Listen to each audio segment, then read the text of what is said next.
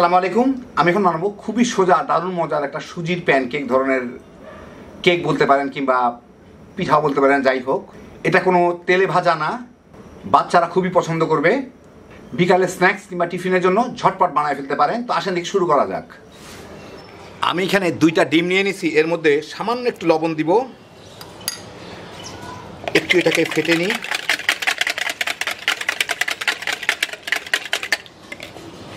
এর মধ্যে দিচ্ছি 1 কাপ টক দই, টক দইয়ের বদলে দুধও দিতে পারেন।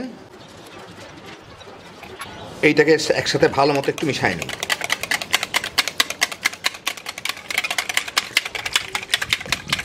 ভালো মতো মিশে গেল। এর মধ্যে আমি এখন দিচ্ছি 2 কাপ সুজি, ভাজা না কাঁচা সুজি দিয়ে এইটাকে একটু মিলায় রাখবো।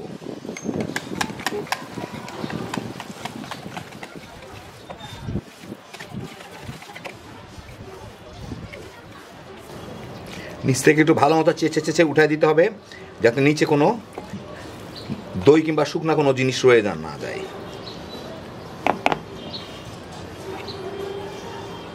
সুজিটা এখনই ফোলা শুরু হয়েছে, আর একটু পরে আরও ফুলে যাবে। ভালো মতো মাখায় দিলাম,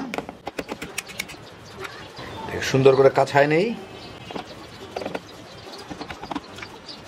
এখন এটাকে ঢেকে আধা ঘন্টা রেখে দিব। সুজিটা পানি চুষে ফুলে নিক, আর কি যতদূর সম্ভব ফুলে নিক, আর নরম হয়ে যাবে কিছুটা। 20 মিনিট পরে দেখি কি অবস্থা। ফুলে গেছে, খুব একটা নরম হয় নাই। তো এর সাথে আমি এখন স্বাদ মতো চিনি মিলাবো। এটা খুব বেশি মিষ্টি করলে ভাল লাগে না, সেই জন্য আমি 1/3 কাপ, 1 কাপের 3 ভাগের 1 ভাগ চিনি দিব। একটু ভ্যানিলা এসেন্স দিব, যাতে ডিমের গন্ধটা না থাকে আর কি। একটু ভালো মতো মেখে নিয়ে এটাকে, চিনিটা একটু গলে যাক। ভালো মতো মিলাইলাম, চিনিটা গলে গেল। এখন এর সাথে আমি 2 চা চামচ খাবার সোডা দিব। আপনারা খাবার সোডা, বেকিং সোডা কিংবা বেকিং পাউডার যার যা আছে দিয়ে দিতে পারেন। একটা দিলেই হইল।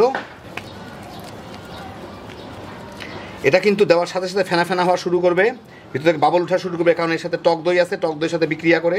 সেই জন্য এটা দিয়ে বেশিক্ষণ রাখা যাবে না, এটা জাস্ট ভাজার আগের মুহূর্তে দিয়ে দিতে হবে। এটা আমি এরকম ভালো করে এটাকে মিশাই নিই।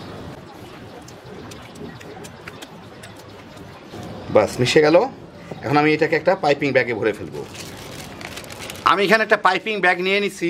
এইটা একটা কাপের মধ্যে ভরে এর মধ্যে আমি এগুলাকে নিয়ে নিব।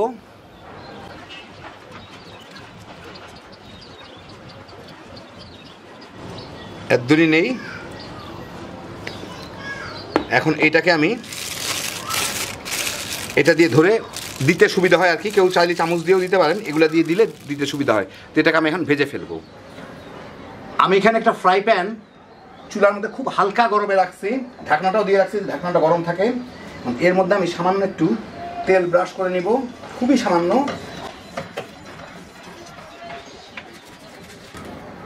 তার মধ্যে আমি এই যে পাইপিং ব্যাগে এটা ভরে রাখলাম, এইটা আমি একটু চেপে চেপে সামনের দিকে নিয়ে যাই। আর মাথাটুকু আমি কেটে নিচ্ছি অল্প করে, ছোট্ট একটা ফুটার মতো দিতে হয়। এইগুলাকে আমি পাইপিং ব্যাগটা দিয়ে এর মধ্যে দিব। পাইপিং ব্যাগ দিয়ে দিলে ছড়াবে না, চতুর্দিকে একটা সুন্দর গোল হবে আর কি, এই জন্যই দিলাম পাইপিং ব্যাগে। সাইজটা সমান হয় আর কি, চামচ দিয়েও ঢেলে দেওয়া যায়।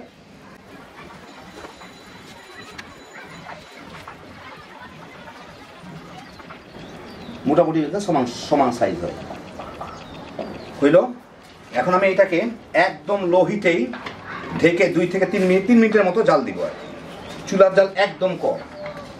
মিনিট 3 জাল দিয়েই আমি একটু উল্টায় দিয়ে দেখি কি অবস্থা। হ্যাঁ, এই যে এরকম বাদামি করে এই পাশটা ভেজে নিলাম। এখন ওই পাশটাও ভেজে নিব। ওই পাশটা বেশি না, 2 মিনিটের মতো ভাজলেই হয়ে যাবে। বাস।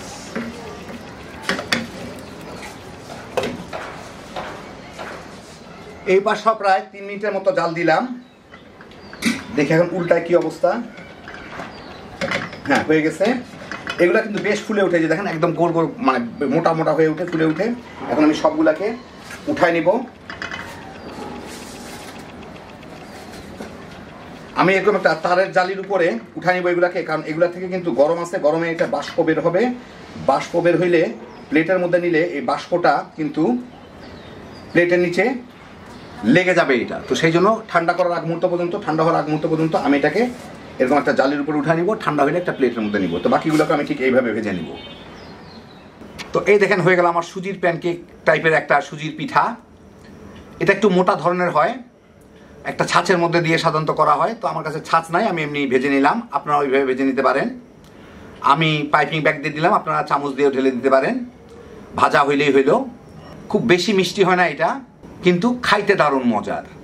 বিকালে স্ন্যাক্স কিংবা বাচ্চাদের টিফিনের জন্য ঝটপট বানাই দিতে পারেন। চায়ের সাথে তামা তামা করে খেয়া ফেলাইবেন। সহজভাবে তৈরি করা হ্যাঁ বিজোশের একটা আইটেম।